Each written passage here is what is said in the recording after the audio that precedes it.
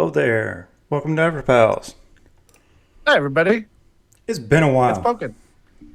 Hey, It what's has up? been, how Almost long a now? year. I looked right before we started this, and I think it was May 21st, maybe, of last year. So not quite a year, but May. almost. Wow. Yeah. You know what this is, though, right?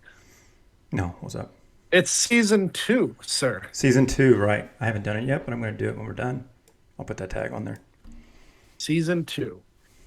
And Yep. it's exciting, too, because, you took a little bit of a hiatus. You're playing World of Warcraft, some other Star Wars. stuff, and Yeah, Star Wars. Star Wars. Yeah. And, Oakwind's coming out, the new Yep. TLP. Oakwynd comes out And in, what is it, 1.5 weeks from the time of this? Yep. yes, May 24th at noon Pacific. And it looks like, or it sounds like, anyways, that you've got the EverQuest itch. Yeah. I played World of Warcraft for a while. It was fun, but it was really just like a single player game for me. I tried, doing groups, getting guilds. Just wasn't happening because you know why? Because there was a solo game for you. Because I didn't have my friends with me. So, Oh, um, so then I played Star Wars for a little bit and kind of enjoyed it, but it was a very lonely game. Nobody was really playing it. And then just, Oakwind was dropping.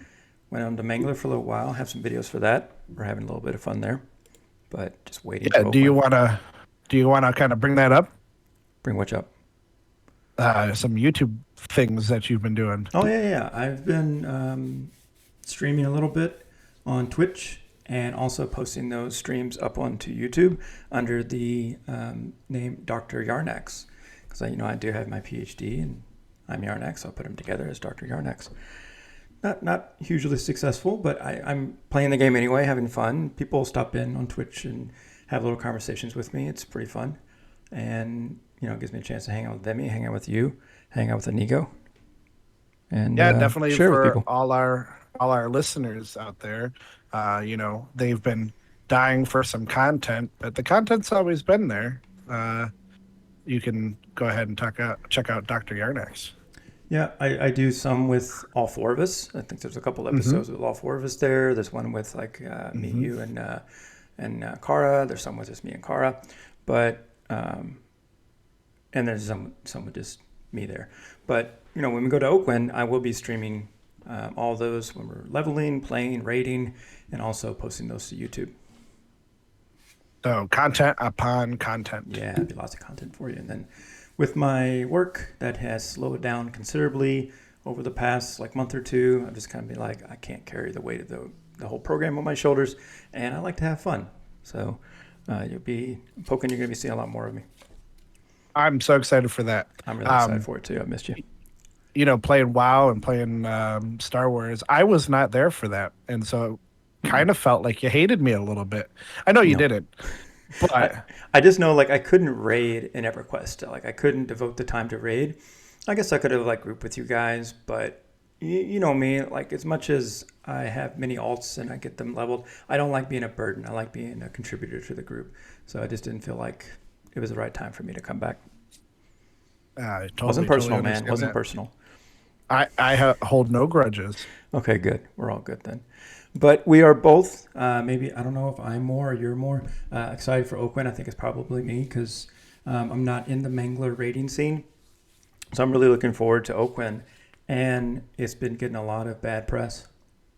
Bad, terrible press actually, and only with one thing. I think the server has a lot of cool characteristics that we're going to talk about today, but one thing that people 150 pages on the forums plus 150 a cou- pages, no shit. yes, Oh, yes, man. I haven't looked at the of forums for this, but you've been diving into it, right? yeah, like I said before we started here, it's turned into a little bit of a soap opera. I've been following the hate on Discord, on the EverQuest official Discord, and follow it on the forums while at work, and yeah, there's a lot of angry people out there. So you want to talk a little bit about that? Or do you want to talk about the good stuff? Or do you want to do a shit sandwich where they talk about something good and then talk about something bad and then follow it up with something good? Well, let's start off with, do you know what Oakwind is? So like, I do. Like how I got his name because every server has a name. Like Yellonak right, is after the dragon in Sky Shrine, right? right, And right, and then Mangler was off of the dog in Rivervale. Is that right? And correct. then Yep. Oakwynd is after a bow. Is that right? Is it after a weapon? Sort of. So, Tell me. Oakwind is a bow. I will say that you're correct on that. Okay. It was a bow that was given out potentially as like a GM event, I Right. think, early on in Classic EverQuest. Um, but ironically, Oakwind is a brother and a sister, Brother and a and sister. and they have Lorison and Lai Ray, Okay. Leray, Well, so Lorison and Leray, that's their last Oakwind. name, the Oakwynd brother and sisters. hmm Oh, okay. I thought you meant And they were like brother and sister all in one. So I thought, how progressive of EverQuest. that is from years ago, right? Right. So they actually have some lore that actually takes place in the Darkened Sea, or maybe the Broken Mirror too. Oh, That yeah, I don't know anything about that. which is what Mangler is in right now. All But right. yeah, no, they have their own overseer cards. They Okay. are, I guess, a pretty popular character in the lore of things. They hang out with Furiona, and they obviously brothers and sisters and children of the Fador. So So they're people. See, I was concerned that the agent of change would just be a bow, floating in the air that you'd have to interact with. So that's good. if I had to guess, it's Yeah. gonna be the sister. I think she is the most prominent character Okay. of the Oakland brother and sister. All right. Well, so that'll be really interesting. I think I told Cara about this when one of my videos, but when I played on Mangler, that was my first TLP, and I saw the Agents of Change, and I just thought Agents of Change are just always dogs. And so when I started playing on Yellonak for a little while, and I guess Thorn played too, I was like, wait, this isn't a dog. What's this? And I found out it's just modeled after the name of the server. Yeah, Right. really, really smart of me. Yeah, no, I was just like, I've never heard of Oakland before in my Right. my years of knowledge, and so I decided to look it up too. And yeah, they're actually quest givers in Thulisor Island, which is one of the islands that are in the current expansion on Mangler. Okay. There, the Darkened Sea. So It is a little bit obscure. Like, most people, if you haven't played that far into the game, you really wouldn't know who they are. Are they in Classic at all? no, I don't believe so. Okay. But they must have had like some idea of them compared into the lore, because um obviously, like I said, they have the overseer cards and they had the bow, the Oakwind bow. Right. So All yeah, right. I can only imagine they Well, had something. They had some sort of idea way in the past. yeah. So, but if you're listening right now and you're like, well, Pokin, you're forgetting about this one thing, hit us up in Discord and let us know. We both of us really enjoy lore. I don't know as much lore as I'd like to, but I really enjoy hearing about it. I know a lot of World of Warcraft lore, but that doesn't apply to this podcast. So, but yeah, it's really interesting how like one thing ties in with another, and how like an expansion, like 15, 20 expansions later, something like gets brought back up from like an earlier expansion. That's really cool. Very cool. Okay, so we got the name. I'll talk about something that has me excited. You know how I kind of play these games. I not a flavor of the month, but more like a flavor of the year maybe. I haven't done it too much. There's people that do it more often, but I do main changes. I kind of get either change in playstyle, change in availability, or change in what I want my goals to be when I'm playing.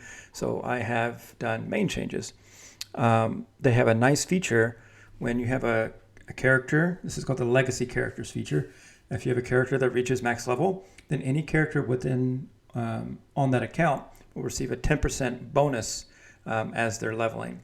And then that applies to up to 5 characters will receive that. No, it's capped at 100% bonus.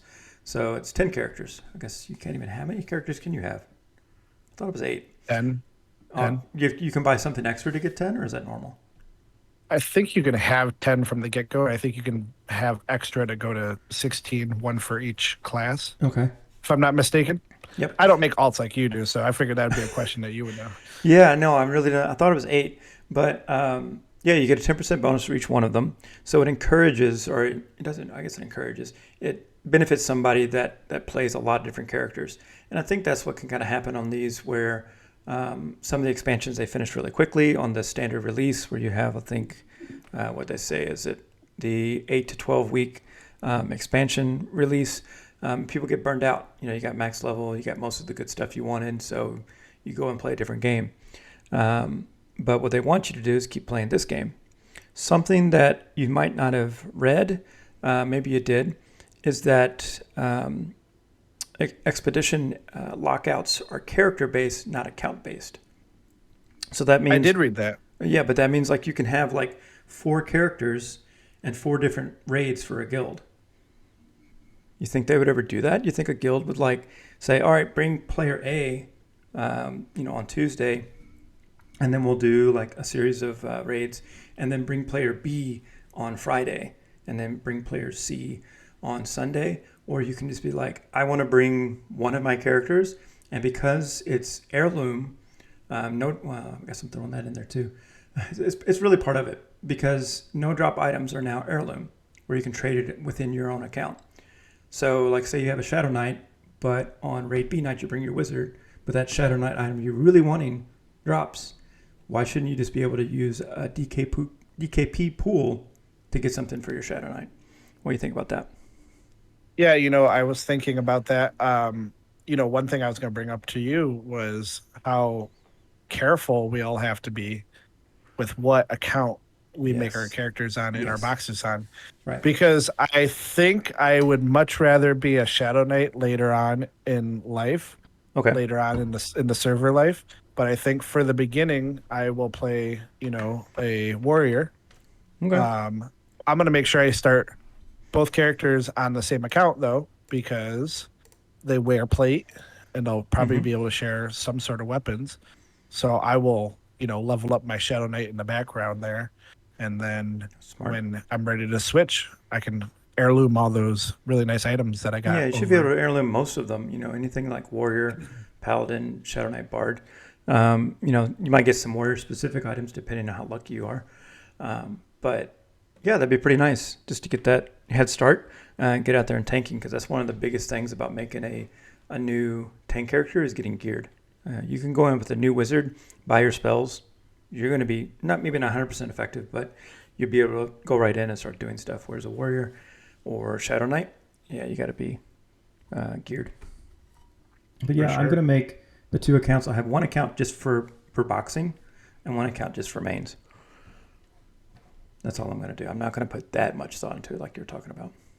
I don't know. Maybe you should. Maybe I should think about it. Or make a spreadsheet. maybe our listeners should definitely, take an extra 10 minutes to consider who they're putting on what account, because it definitely could affect you. You'll be really mad that you start a mage on one account and then, start playing a tank or something on that same account. You'd be like, well, why did I do that? All this stuff is heirloom, but I can't switch it. Yeah, for me, I'm thinking more of like, box main combinations. I'm not really thinking about, I guess I have to think about that too. But I'm thinking more of like, which, because I always want to do boxes on one character and mains in another. But like you said, that heirloom stuff's going to come into play. Damn it, you complicated things for me. I like it. I'm sorry. No, I like it. You know me. I like being able to like theory craft and min-max and think about all those things. So and that's all it is theory crafting the usefulness of your character. So right. And it's not just a character now, it's theory crafting your account. Right. Wow. Okay. So we have Agents of Change, which will be locked to a character and not account wide. Right. Which is great.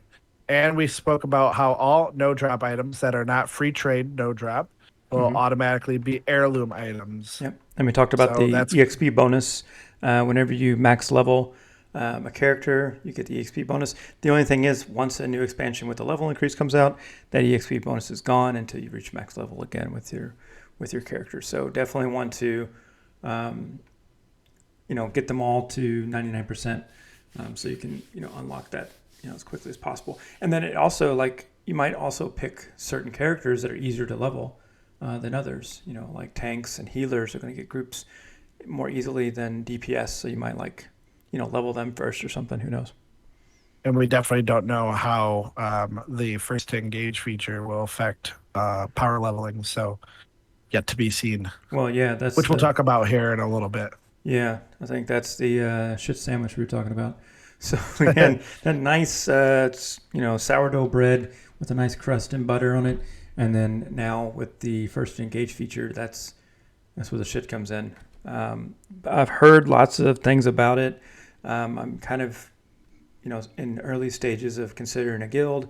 They tried it on test and said it was just broken as hell. But Pokin, you've been going through all 150 pages of the forums to read every single post about it. So you're the expert. What's going on with that?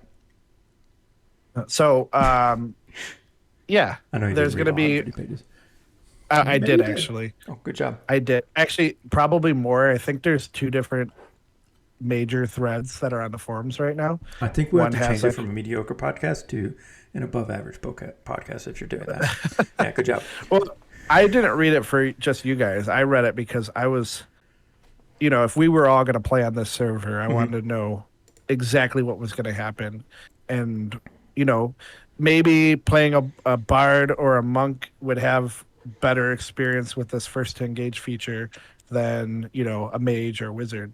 So I was trying to think about my character choices when I was looking through all this, but this server, Oakwynd, may or may not, potentially due to how much pushback there is, have a first to engage feature. The first to engage feature is supposed to be based off of EverQuest 2, right? EverQuest 2. Yeah, they I've have a yeah. Me either. But I hear that their first to engage feature works actually pretty well. The problem with EverQuest is that wasn't ever hard coded into the software, so getting it to work sounds like a headache. They recently just put it on test to be beta tested or whatever 2 weeks before the launch of the server. Right. And after watching a couple of videos, a couple streams of people trying the features out, oh boy. And go ahead. So what I was asking you, because you did a lot of research into this, and I think we were texting, and I was like, well, why don't they just model after what World of Warcraft does, or even what EverQuest 2 does? And what you said, and I think you know the answer to this because you told me the answer. So let us know, because that's a common thing. It's well, it works here on EverQuest 2. It works there, pretty good in World of Warcraft. Why can't you do that in EverQuest? Well, because I said it's a really old game. No, I remember. I'm sorry. It's a really old game, and they probably don't even know how aggro works and how it's coded into the game. Because it's not because the they had people. aggro hard coded into the game for 24 years, and I doubt they even know how the aggro code is actually written. That's it. Yeah. Wow. That may or may not be the answer, but that sounds. Yeah, I think you hit it right there. So I was on the Oakwynd Discord today, and there was a guy that wrote it out pretty well. He said that there's a hierarchy. Okay, there's raid polling, group polling, individual polling, and they have to redesign each type of those pollings, plus the different types of aggro that you get, which is proximity, sitting aggro, heal aggro, buffing aggro, right? Right. And they have to work out how to keep the aggro locked to your group, your raid, and the individual. Yeah. And then on top of that, you can't forget pets, charm pets, limited duration pets, mercs, There's so many variables Social that go aggro, into like mob social aggro. correct Yep. mobs that are stationary, mobs that are rooted, mobs that get memblered. There's so many variables that go Yeah. into changing what we have and changing it into this first to engage feature that I don't I would hope that they understood what kind of task they had up in front of them, but I don't think they did. Well, you figured that when they make such an announcement like that, they would have tested it out on test beforehand. But I guess if they did that, then it would have leaked and all that kind of stuff. But you think they at some point they would have like beta testers, people, or even alpha testers, whatever, to put it through their stress tests and try different Well, and things. one of the things that they're doing right now is they're asking for people to test it for them, Right. but so many people hate it that they don't even really want to test it for. Yeah. You Right. want free testers to tell you what all the problems are, but everybody hates the idea of changing the fundamentals of the game Yeah. that much. Nobody's asked for first to engage, as far as I know. No, but I mean, people. That's brings up a good point for me. Like people have a problem with power levelers, and we were talking about that. I was out working in the yard, and we were texting back and forth about it, and about chrono farmers and people at the power level. I know you don't maybe not know what I was doing while I was texting you with that, but we were saying like I can't remember how you said like. Do you disagree? It was a good one. We can look back in the text. So I can't remember all of it. But pretty much, I don't like the idea of enchanters in the whole doing, like, taking away the entire zone. Not the whole, the deep. Yeah, that's a really good example in Luckland when you have people like stun locking in the deep and there's just mass murdering going on. Chardock is a big place for that too. Is there a place for it in Classic as well? No, not particularly. Okay, I know Chardock's really popular in Kunark. My biggest Yeah, concern is I think that's like a niche moment in the life of a TLP. right. In classic, you'll always have people at the Afridi Lord trying to get golden Afridi Yep. boots and holding it down and locking it down with boxes and then selling it for a chrono. Mm-hmm. But once classic's done with, it kind of gets a little harder to camp, that droppable loot because more and more no drop stuff happens, right? Right. And then the same thing with like during Luckland. Like, yeah, there's a lot of power leveling for chrono that happens in Luckland, but really after Luckland, it's you don't see it as often, and you don't, it's not such a people are playing in Luckland. After Luckland, this after Planes of Power, some of the server dies down. Right. Not so many people left on the server, so it's not really even a big deal anymore. You're not fighting hundreds and hundreds of people. So my thought process is if you hate what's going on in the deep or hate the Free Lord camp, don't go there. And then after that point, what they're doing is they're doing this first to engage feature. It's going to change everything for the whole life of the server, when really they only have like maybe 2 or 3 expansions And a couple of zones and a couple of camps that it really applies to. Exactly. Yeah. So do you think it's just like an overreaction on a situation that most people just accept and move on? I'm trying to think other things that first to engage would help with. I guess maybe training, but you're going to talk a little more about how the aggro is going to work, but I don't think training someone is going to be negated by first to engage, or will it?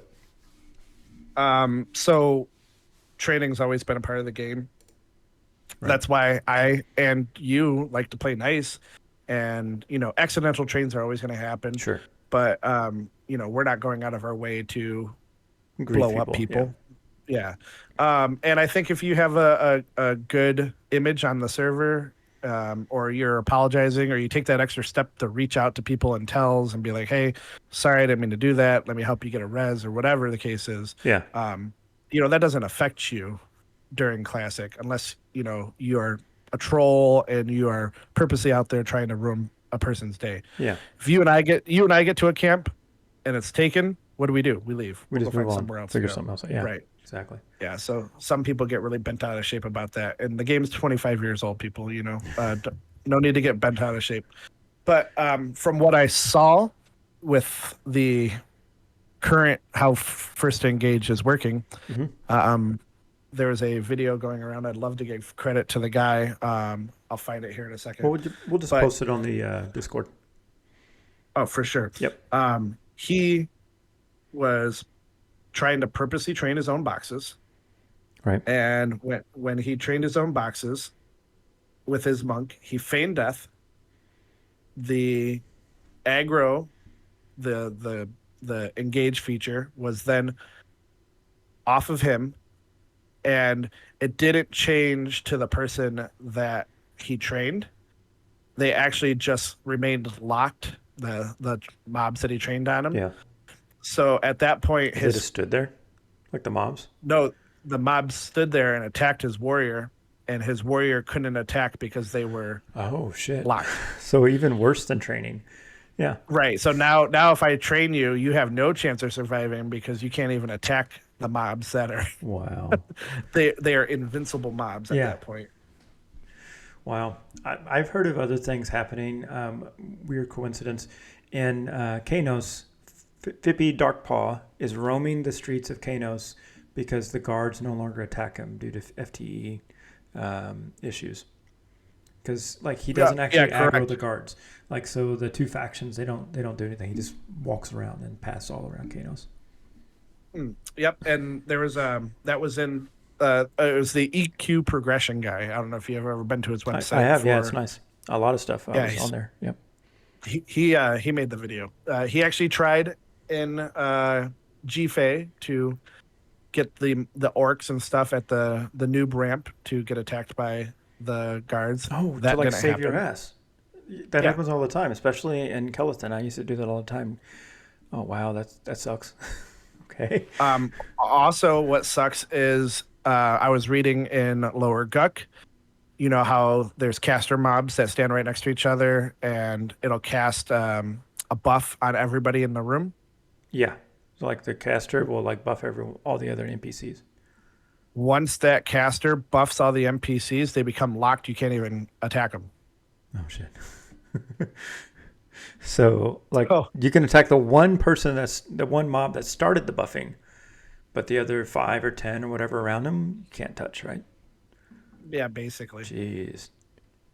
Fun. So this is just a bunch of the stuff that I was trying to prophesize before the test became open to try. All right.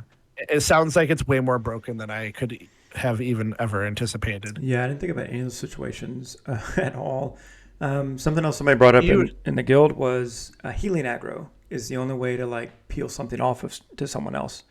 You can do healing aggro outside of the group, and it's gonna come to you, which is nice. But maybe I don't want that aggro. Well, that's how power leveling is going to get done. Is through healing aggro. Correct. That and the yell feature, which I saw you'll have to do yell on each mob. Right. So if you were doing a damage shield sort of power leveling, you would have to target each mob, hit yell to unlock them, and then the other class that you're power leveling will be able to attack. Well, I mean, that could easily, I think you said, could be macroed in or even coded in, just cycle to nearest NPC or next NPC and /yell. People are going to find a way to do that. Well, if it doesn't stop power leveling and doesn't stop training, then why is it there? I think if you're asking me personally, I think it's because they want to move it to the live servers. I think this is something that EverQuest and Daybreak has wanted to do to kind of just make the game better. But so many people are already used to polling and how aggro works. And I think it's nobody's ever going to agree with everything. You're not going to make everybody happy. But I think this one's a going to have to be a mistake. Right. So like World of Warcraft has a version of this, and it works fairly well. Like I'm just gonna go classic World of Warcraft because that was the one I was playing for a while. Like you tag a mob with an arrow, do 1 damage point to it, and it aggroes you. Then it's yours. It grays out to the other person. They can do damage to it, but they'll never get experience for it. The other thing that happens if you body pull with no damage, it's still open to those around you. But then the other thing is, which is different than what EverQuest wanted to do, is in World of Warcraft, if you die or feign death, because hunters can do that for some stupid reason, then the mobs are ready to aggro. They will path back, but they'll even, as they're pathing back, will aggro anyone in the way. So it seems like EverQuest went really extreme first no one could do any damage, and then this is what they claimed it could do. And if someone had died or feigned death, they would be invulnerable, the mobs would, and they would path back without aggroing to their spawn point. But clearly that's not happening. It kind of worked in that video that EQ Progression put up, but it didn't. Okay. Yeah. It didn't. Right. So just ballpark figure, what do you think the chances of this being ready to go as intended at launch? Less than 1%. Less than 1%. If they threw it in, so I'm going to throw a couple of variables at you, like a couple of questions at you here. If they were to enable it and in its current state or even kind of a half-assed state, how bad do you think that's going to affect server population? I think it's going to decimate it. I think if we have these kind of problems playing, like I personally wouldn't want to play in this. I don't know what I'll do. I'll be really sad about it, but I wouldn't want that kind of frustration. The options become less and less the closer we get to launch day, right? So a couple people have been asking for them to release Oakwynd without the first to engage feature. That was my next question. Yeah. Yep. Do you think that's likely to happen? I would say 50-50. Okay. I think they would. They really want to. Yeah. I think they really want to. Right. So I think they're going to do what they can, but I just don't think there's a chance that it's working as intended. Yeah. If it was working as intended, I'm not like excited about it being there, but I was kind of like, okay, well, we'll see how it works out. They can always turn it off, but I don't know how easy it is to turn something like that off. I guess you have the original version and then have version 2 with it in there, and you can go back to version 1. I don't know that, but it seems like you could. The other thing is people are asking for 2 servers, one that is with and one that is without, which seems like a good idea for the most part. And then the people that don't want it just don't have to play on it. Yeah, I don't think anybody would be there. I guess, especially as it currently is, I would just play without. Would you also play without? I would definitely play without. Yeah, and I might even be inclined, because like even if it's working as intended and I go and check it out and I don't like it, I would go back to the original. Or might even say, I don't even want to fuck with that. I just give me original EverQuest. I don't even want to deal with it. So I think the people that would say like, oh, I really want this are very rare. One of the problems is, I don't know if you were aware or you heard about what happened with EQ2. Not at all. so whatever it is, no. EQ2 just recently had a pay-to-win feature added. And ideally, the feature was added to help people that don't play that often get loot. But the way that it works is at the end of an event, there's a chest. Okay. Everybody gets loot. I think that's kind of how like World of Warcraft Dungeons works. Yes. Well, everybody gets a chance at loot. Everybody gets a chance at loot. Yep. Okay. So I think this is like the same thing. The difference is they added this $5-10 item in the store that is basically like a guaranteed item with a chance to get another item. And it was like gambling, but the more you used it, the more shots you had at getting the item that you wanted. Yeah, World of Warcraft had something like this. It wasn't really like a pay-to-win thing, but if you did like extra quests or did these things, you can get like in-game tokens to give you another bonus roll, like getting something. Correct. But in this instance, it was an item that you could buy. Right. Right. So Okay. the player base of EQ2 pushed back so hard that after 2 weeks of this being implemented into the game, they nerfed it and they got rid of it. So Mm-hmm. I was curious. There's 150, 200 pages of people pushing back this first to engage feature. What is Daybreak doing that they're not listening to the fans, the player base? They're digging their heels in on this. Well, they haven't. It hasn't been released yet, so I'll give them that. Because they might come a week and a half, and be like, you know what, we hear you. We're not going to do it. But since they haven't released it yet, I won't say they're not listening to us. They're just probably frantically trying to get it to work.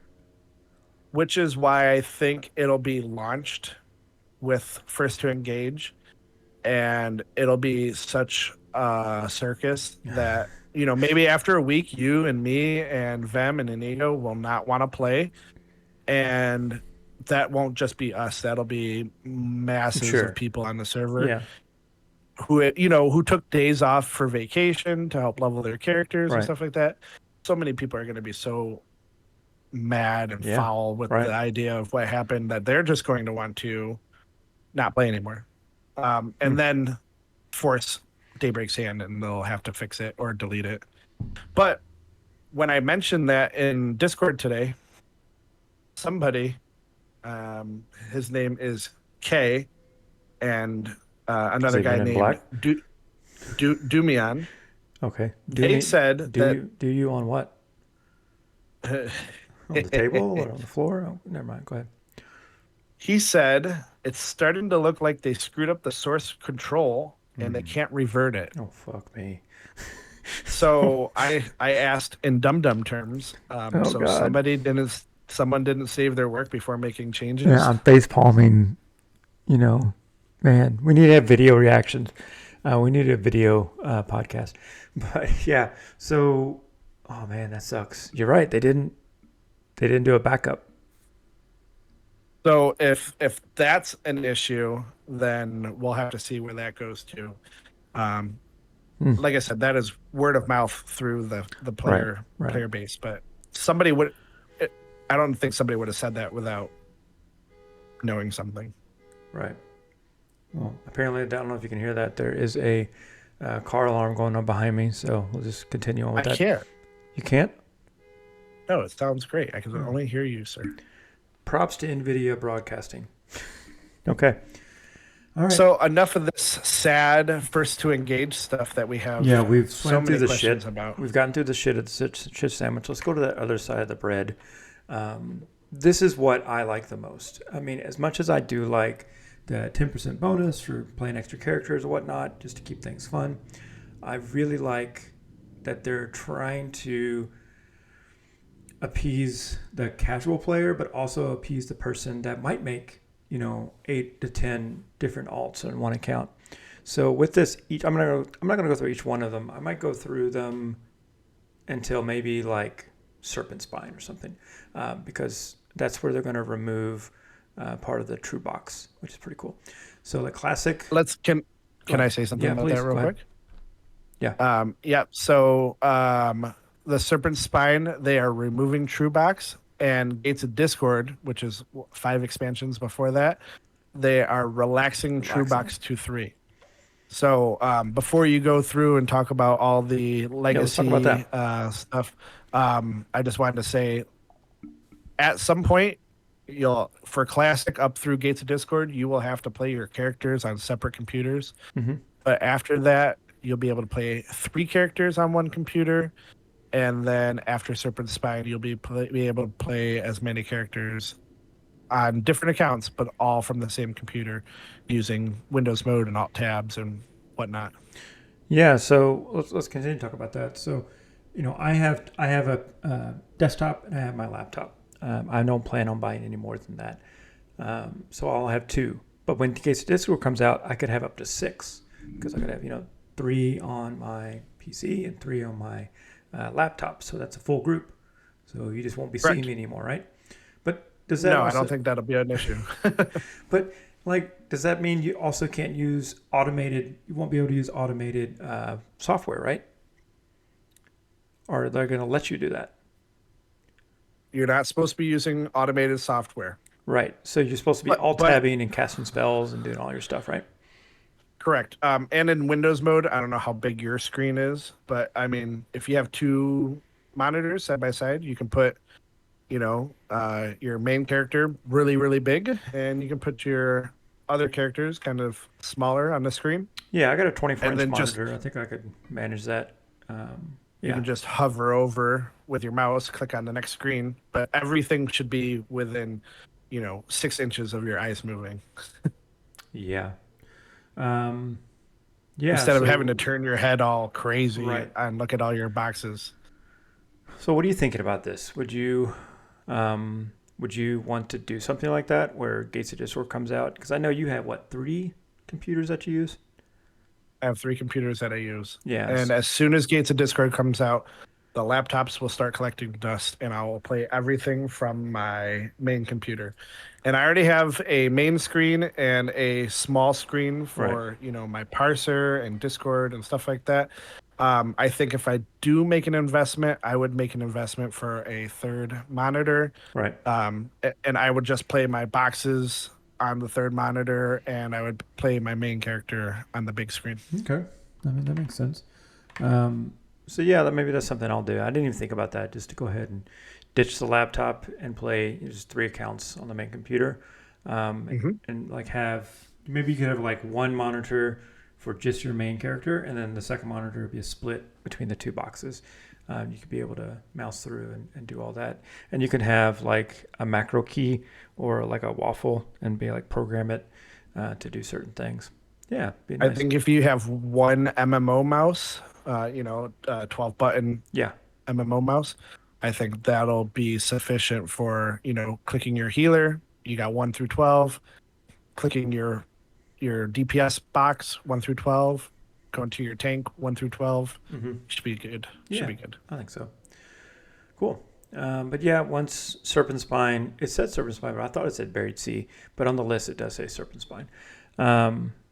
That's going to be pretty interesting. You're going to have, people wanting to do full raids and stuff like that. But I think that's not what they're talking about. They're not talking about one person having 54 people and, automating them with programs and stuff. That's still, you still have to punch the keys yourself, right? Or at least punch a macro for that character, right? Correct. Yeah. And we don't condone cheating in this podcast. Nope. However, no automated stuff. I think some people may use boxing programs. I know some people that do that. I do too. They might be listening right now. They may be blushing because they know exactly who we're talking about. Mm-hmm. But that might be an option. I think so. Daybreak says no third-party programs, right. But I think there's some third-party programs that don't automate, don't warp around the zone, stuff like that. That they turn the other cheek. Yeah, I mean, they just don't want your paid characters to be like mercenaries, to be automated like mercenaries, where you have AI, guiding their algorithm, some kind of script guiding their movements and actions. And I mean, if you're one of those people that want to try out one of those services, you can use it until you get caught. Well, I mean, there's emulator servers. If you just want to do that, I just go there. Just go to those places. If you're I want to do this raid, I want to check it out. Look around. There's emulated servers that are free, or maybe even ask for a small donation. If you just want to check out content and do that, don't. But for most of the part, where I think what doesn't matter is when you're at Serpent Spine that late in the game, most of it's instance anyway. All the raids are instance. Right. You're not going to really be affecting anybody. The only thing you're going to do is cause some havoc in leveling zones or that kind of stuff. But let them do what they want to do. It's usually in classic, but on non-TOP, open world stuff. That's where it kind of sucks. All right. Anything else with TrueBox? No, continue, sir. I'm sorry to interrupt. No, it was a great topic. We spent 10 minutes on it. It was good. So classic, we already talked about that. Legacy characters, the 10% bonus per character, and also encounter locking. And then Runes of Kunark, there's a loot modifier. I get a 25% bonus to loot, 125% bonus. Now, as I'm reading it, it says loot modifier 125%. I'm assuming that means a 25% bonus, right? Correct. Okay, good. So loot modifier, where does that play into things? I know like there's a lot more, there's better group gear in Kunark. There's all of the class specific kind of gear that you can get. I'm thinking like the bracers, cobalt bracers, cobalt stuff for warriors, that kind of stuff. Do you think 25% is really gonna make that much of a difference? No, it's like one extra drop I don't think it's per, gonna make per much. mob. The next one, I think it's kind of it's nice, but it really doesn't do much. Velius, faction modifier, 25% bonus. This is pretty important. You got your three factions. You got your Kale Drakal, is it? Kale Drackle? Kale. Yep, Kale. We're just going to say Kale. Then you have the Vishan, TOV factions for Sky Shrine. And then you have your Koldane faction. So factions are a really big part of that expansion. And then, of course, Luckland drops, and you got AAs, 25% bonus of that. But also with this, all of these, the previous ones remain. So they don't go away. They stack, which is really cool. Planes of Power, coin drop modifier. That seems like a wasted one. I don't know what you think Planes of Power. What do you think would be cool? For me, I feel it'd be like, lockout timer reduction or something. I don't know. The one thing that I really am trying to take for granted with this server is it's going to ramp up the stuff in early classic and the first 4, 5, 10 expansions. Mm-hmm. They're not going to do a lot. But when you get to, the Darkened Sea where Mangler is right now, right, all that stuff that's been stacking up for 4 years, I think that's great because you'll have everything that you're talking about, and it'll be. I mean, nobody's going to want to play that late into the servers, but this is going to keep people. When you go to a raid and you have 4, 5, 10 extra drops of gear and armor and stuff, it's going to be great for everybody. Right, because I'm looking at I'll just jump ahead a little bit. Secrets of Fate were faction modifier. By the time you get there, it's 300%. So it's 3 times the amount of faction that you normally get. And I remember Or lose. What's that? Or 300% loss of faction. Yeah, I didn't even think about that. That's good. I didn't even think about that. So, but yeah, I remember Secrets of Fate where there is a lot of factions involved in SOF. I didn't even bother with any of it because it was kind of a big grind, but that's really going to help with that. Another one that I really like, I'm just going to kind of show the ones I really like. In Prophecy of Ro, you get a chance to increase skills modifier by 200% and includes trade skills. So, would you want to really focus on trade skills or just want to wait to Prophecy Row? That's a really long time to wait. But that's typically like a shittier expansion that people don't like. I didn't really enjoy it that much. But Prophecy of Row is when the trophies come out in East Freeport. There you go. That's what it's all about. So that'll be the day that you get your trophies, but it'll be so much easier because you'll have 200% increased skills. And also, like in Omens of War, rare spawn modifier, 200%. Really nice. And then by the time you get to Broken Mirror, you're looking at EXP modification, 100, like a 50% EXP modifier at all times. It's really cool. And then my favorite on here right now is the Veils of Valeris one. Alternate currency modifier, 250%. Now, do you know what the alternate currency is? No, I wasn't playing then. So, I know what alternate currency is, but I don't know what it is for Veil of Valeris. You know what? So when you go to a raid, you get currency now every time you kill a raid boss or in whatever tier that you're going to. Didn't right? you get that in the Buried Sea, like the phosphotines or whatever it was? Yeah. Yeah. Okay. And so you can use those to buy gear from the raids. Ooh. So So say instead of getting gear, you were get currency in the raids, and then you go buy them from a vendor. there's Oh, okay. gear that will drop from the raid. Okay. So say you're a guy that makes every raid. You could spend 800 DKP on a breastplate, or you could just wait 3 weeks, collect 250% increased currency, and then go buy your breastplate in 3 weeks instead of having to waste your DKP on Well, it. where do you buy it? You buy it from a vendor in the game. Yeah, there's currency vendors. Oh, and they sell the exact same item that drops in the raids. Yep. Oh shit. You have to unlock them. You have to actually complete the murdering of the Okay. mob. Yeah. But once you complete the murdering of the mob, it unlocks it on the. Wow. Okay. That like just eliminates all kind of DKP competition at that It point. it it does. A lot of people you'll see Yeah. they'll bid with DKP on stuff that they want, like really really bad. All right. But I mean, they'll buy all their non-visible armor with just their alternate currency. Okay. So they'll get their rings, their earrings, their whatever they need, their necklaces, all for free, basically, just because they showed up to the raid.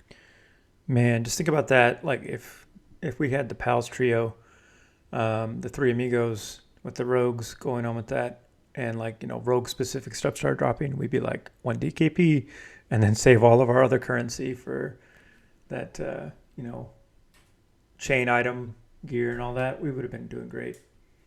Exactly. Mm. Yeah, it becomes a bigger thing in Veils of Valeris, but yeah, those currency modifiers are great. The one I didn't like so much, and maybe I just don't remember how handy it would be, the evolving item experience modifier in Depths of Dark Hollow. Now, I know they exist. I remember those. But, like, how much of a big deal is that? Well, in Depths of Dark Hollow, not a huge deal. There's only one or two items, and Right. they're not great. Yeah. But come to like Buried Call of Sea. the Forsaken I thought Buried Sea had and a the couple. Darkened Sea. Okay. Well, they're in, I think COTF, or no, maybe it's Reign of Fear. There's like an item. It's like a headpiece. It's like great for like 2 or 3 expansions. And it's a evolving item. Yeah. All right. So that'll come in handy later in the timeline as well. Okay. Yeah, and then we don't get an experience, like a flat experience modifier, all the way until Seeds of Destruction. Seeds of Deception. Yeah, it's kind of late for that, right? I mean, Yeah, but you got to also think about the anniversary events and potions and all kinds of good stuff. Well, But then also you potions, get if you're keeping them up to date, you can get up to 100%, or I guess 90%. No, I don't think you can never get to 100. Get to 90%, EXP bonus when you're leveling all those alts. correct. And you'll don't forget about 4th of July, Memorial Day, Labor Day, Christmas bonus. They always hit those holiday bonuses, and they come just at the Hanukkah and right time Kwanzaa. usually. Yeah. All right. Right. So a funny fact: the university I work at, at the time of this recording, we get President's Day off. Who the hell takes President's Day off? I think it's a national holiday, isn't it? Well, it is, but like we don't get other ones. We don't get like a lot of the other major ones. I'm trying to think of the ones we don't get. We get 4th of July anyway. That's sidebar talk, but I was like, that just seemed like a random one. My wife works for the county, so she gets everything off, anything and everything. Smart. Yeah, it's nice for her. For me, I'm like going to work that day. But yeah, I'm really excited about these. It's something, a little bit of bonus for everyone. Just kind of make leveling and playing the game a little easier. We'll see how useful they're going to be, but none of them are like bad. They're all like something a little bit extra. And then the unlock schedule, there is one small change to it where they're going to release which ones? Omens of War and Dragons of North at the same time. Correct. Within an hour of each other, I think they said. But I quit the game for a while from PALS early into Omens of War, and didn't come back until the tail end of Dragons of North, I think. Like right at the beginning of Depths of Dark Hollow. So I missed all that fun. How did you hate Dragons of North? Personally? Yeah, I think you didn't like it because you wouldn't do any of the like quests to get the faction and all that stuff. I was mostly busy for that expansion, I think, but I definitely didn't enjoy it. Also, I feel like for Dragons of North, I was missing you, and I didn't have them and stuff at the time either. Yeah. So I was doing a lot of solo stuff, and it was kind of annoying. Sorry, dude. That's all right. But now they have a faction modifier of 200% for Dragons of North to help out with that a little bit. But that's going to be a long time from now. As we got, 8 weeks, Kunark, 8 weeks again for Velius, 8 weeks again for Luckland, 8 weeks for Plains of Power and Legacy of Acacia, which nobody cares about. Then 12 weeks later for Lost Dungeons Norath. And then 4 weeks because no one cares about LDON. I remember doing that with PALS, and I hated those raids. I hated that too. Hated those raids. And then 4 weeks later, Gates of Discord. Love Gates of Discord. I don't know. I enjoyed Gates of Discord as well. Yeah, we had some really good times there. Then everything is like 12 weeks for the new level cap, 8 weeks otherwise. So I think it's the same as Mangler, right? With the exception of Omens of War and Dragons of North being released at the same time. Yep. So it'll be 12 weeks for a level increase after a certain bit, and then 8 weeks for expansion with no level increase. I think it's going to be pretty nice with the bonuses, and then if you're playing like maybe 2 or 3 characters per account, just kind of, cycling through them. Or if you just want to totally relax and, get everything you can for that one character, I don't think it's going to be too bad for anyone keeping up. I'm definitely excited. I hope the server just figures out the first to engage stuff, and then the server would be perfect. So, well, it won't be perfect without us, and that's going to bring me to the next topic. What are we doing on Oakwynd? Well, that's a good question. Yes. It is my turn to tank again. So we determined this. I thought it was kind of funny. I'm sorry to cut you off, but you were the first of all of us to tank on Mangler with Flexen. You had a Dwarf Warrior in PALS. You joined PALS, day one? Day one. Day one. And you joined in Crushbone, is that right? Correct. All right. I remember these things. It's been a while since we talked about this stuff. But you played Flexen for quite a while, and I think you left in Velius. Is that right? Yep, I tanked the first dragon in TOV, Lendenera or whatever, the one that's in the West Wing. Okay. That's the first TOV dragon everybody tries to kill. We tanked her, and then I did not have time to be the main tank anymore. Right. And if wasn't the main tank, I didn't want to tank at all. Right. I wasn't able to go do plate cycles and stuff. I was working weird hours. So, I decided to switch to my rogue. It was already planned, but I definitely, at that point, gave up on warrior. All right. So then, much later after that, I made Yarnax in Depths of Dark Hollow, or like right at the ends of Depths of Dark Hollow. So I was... you, me, and Dracoko. Yeah. Oh, yeah. And Slow Coco. It was the 4 of us, we leveled up at Depths of Dark Hollow. We had the perfect group of 4. We had a really good time with that. And I was main tank in Depths of Dark Hollow, Prophecy Row, Serpent Spine, and Buried Sea. And then I retired Yarnax and started playing Poly again, and then switched to Telsea and Sea Destruction. And that's when I don't think I did much in Underfoot, very, very little. But then that's when I kind of went away. And then Kara had been... Inigo... We're giving Inigo a little break on this one. He made Captain, an Ogre, but he never did... For like 3 days. But he never did Rain Tank, did he? No, I don't think he did. Not really. He wasn't the level of Flexen and Yarnax. And no offense to Inigo, but he's got a lot going on. He's got a lot going on in his life. We're going to give him an exemption. Okay. Yes, we're going to get an exception there. And then Kara has Next been, time is going to be him. yeah, I think he's next.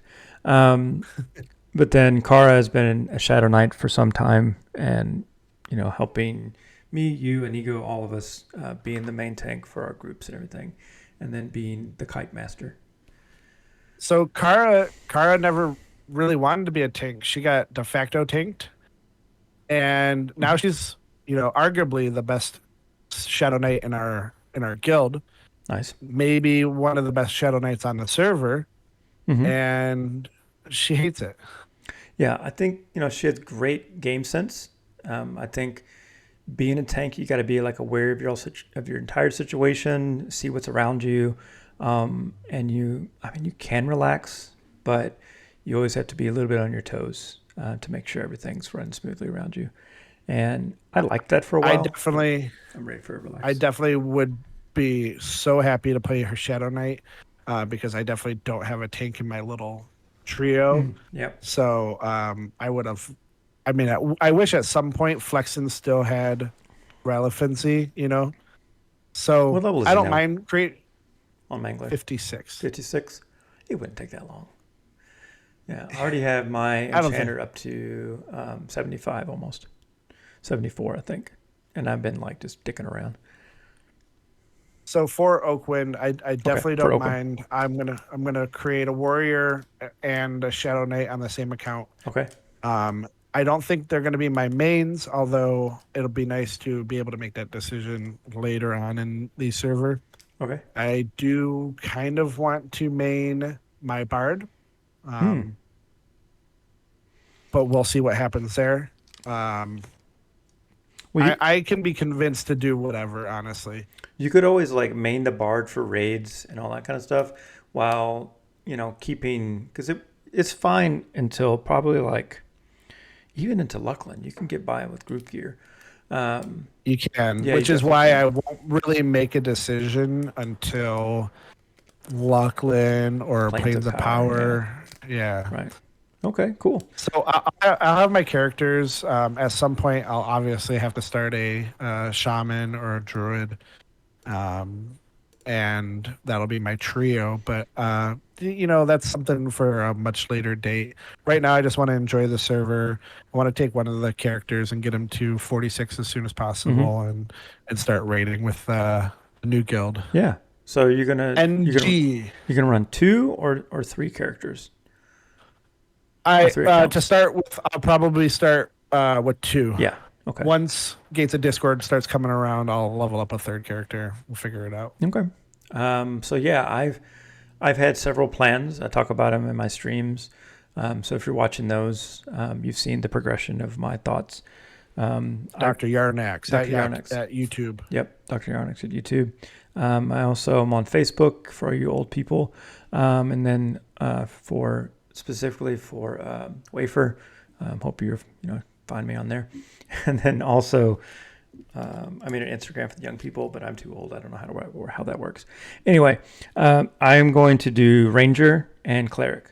I originally was going to do a Warrior and Cleric, and then I think I have something earlier than that, right? Or is it always like Warrior Cleric? And then for a while I was thinking Rogue Cleric, but it's always been Cleric. I've had this idea of having a box Cleric from Classic, being a human. It's not going to be Carl. It's going to be a human Cleric who follows Inuruk. It's going to be fun. Part of that was because I was going to do a Warrior, and they can do the snare clicky, which is not that great, but it's something. But they can go like a lot of places. They can go to any really good city. You just have to steer clear of some cleric guilds or whatever. But I wanted to be somewhere based in Freeport. But yeah, I went Ranger because the flexibility of a Ranger. You can tank some group content for quite a while. You have snare and good DPS. So we'll give Ranger a try. Good DPS for how long? It actually gets better in Plains of Power with it gets better in Luckland with like endless arrows and stuff. Headshot, yep. Yep. It's pretty good in Plains of Power, and then also you get the true shot. But I think it's going to be, top 5 DPS class or top 3 DPS class for a while. I mean, it's not a monk. It's definitely not a monk. And I just didn't want to be a monk. And I think you know why I don't want to be a monk. Because I hate pulling. Now, I know rangers, outdoors especially, are good pullers. And I don't mind pulling outdoors. I just hate pulling dungeons. Understandable. Yep. So that's the deal. Ranger, Wood Elf Ranger, and a human cleric. That's going to be my duo. And then we've been talking with Kara. She's been pretty consistent, making an enchanter as her main, and a druid. And then what Enchanter, about druid? Yep. What about Inigo? Was he said? Inigo, wizard. Wizard. Right? That's right. Wizard. Yes. He will be our secondary porter. So we'll have all ports handled between wizard and druid. That's going to be really nice. Oh, that's what I was talking about a long time ago. Actually, I was talking about making a wizard for a while. That's the other thing. But then, I think you went through the whole class guide. I did. I never did necromancer. I never did shaman. I specifically didn't pick classes that are better as Ixcars. Like I didn't want to do. I definitely was a little bit upset that I have to tank because part of me really wanted to do like double mage. Yeah, you did. Or like mage necro beast lord, like a pet trio. Yeah, there was a whole bunch of crazy cool ideas I wanted to do. I kind of am interested in playing a necro. I think necros are the rogue version of the casters. Yeah, there's a lot of opportunity for like really standing out. There's an opportunity for standing out, and they kind of suck for a little bit. But I think they're the best soloers in the game, so you can always kind of just do whatever the hell you wanted to do. So that's true. Yeah, maybe. All right, maybe I'll make a necro now. All right, thanks, man. Oh no, no, I'll make the ranger.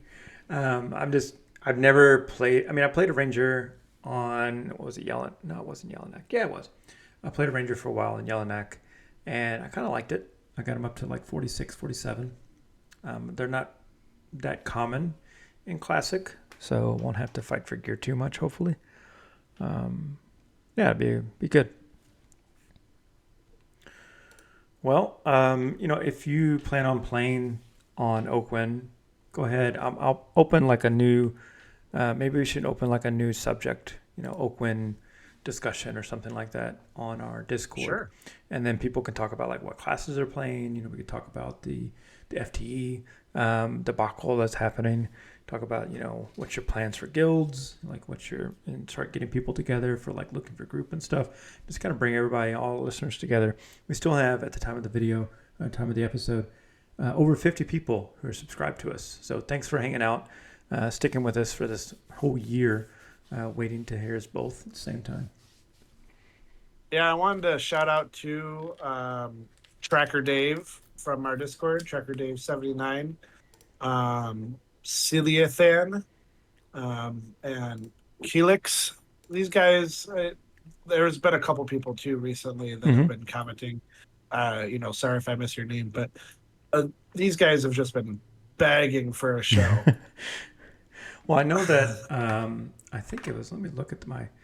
I can't find it right now, but I think it was Celiathan was actually found me on Twitch and was like, started talking to me, and I brought up something about EverPALS, and he was like, "Oh, you're that Yarnex?" I was like, "There could be multiple Yarnexes out there." And I was like, "Yeah." And he was like, all like awestruck, and I was like, "Dude, I'm just a guy, just a guy having fun playing a game. That's what we do."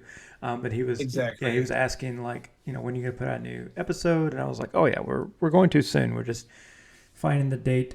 Because we have a lot to talk about, and we have had a lot to talk about. We've exceeded our 1 hour goal for sure. Yeah, and they've just been politely telling us to stop being a bunch of losers and get back into the podcast thing. Even comparing us to one of the most popular EverQuest podcasts that's going on right now. So that's flattering. Yeah. It's very flattering, very flattering. And so I appreciate them. I appreciate you. I'm glad to be back on season 2. That kind of rhymed, so I kind of planned it that way. Good job. And I don't think we'll be mass producing a lot of podcasts. You know, we're probably going to take it easy and ship them out as we can. But would definitely say to all the listeners to make sure they check out the Dr. Yarnak's YouTube channel. They will see your pretty face Yep. and hear my pretty Hear your voice. beautiful voice. Yep. And I think a lot of our content will definitely come from there. And so you'll be able to see what we're talking about when we do hop back and do a podcast here and there. Yeah, I think we'll Correct me definitely if do I'm an wrong. update like after Oakwynd, maybe after a week or something like that, and get our thoughts of how things are going. Actually confirm if I made a ranger cleric or not, that kind of thing. But we can also bring in Kara or Anigo and talk about how we're doing on the server, and we'd like to hear from you in the meantime. What kind of stuff you want us to talk about.